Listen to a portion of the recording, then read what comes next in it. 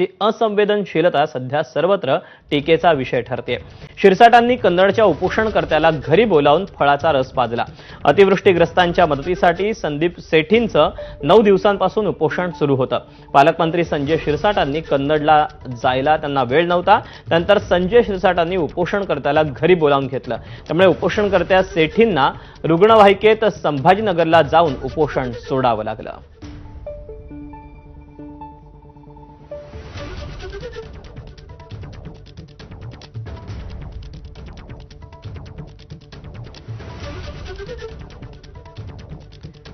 दरम्यान यावर संजय शिरसाटांनी काय स्पष्टीकरण दिलं पाहूया। त्यांनी उपोषण सोडावं अशी विनंती आम्ही वारंवार त्यांना केलेली आहे। शेवटच्या दिवशी जेव्हा उपोषण सोडायचं होतं त्या दिवशी त्यांनी स्वतः विनंती केली आमच्या तहसीलदारांना की मला उपोषण पालकमंत्र्याच्या हस्ते सोडायचंय आणि मला संभाजीनगरला जायचंय। म्हणून त्यांनी केलेल्या मागणीनुसार तहसीलदारांनी त्यांना सन्मानाने माझ्याकडे बोलवलं आणि आम्ही बसून जवळपास अर्धा पाऊण तास चर्चा केली। नंतर त्यांनी उपोषण सोडलं। मुळामध्ये त्याचे वडील हे पोलीस सर्व्हिसचे आमचे कार्यकर्ते होते।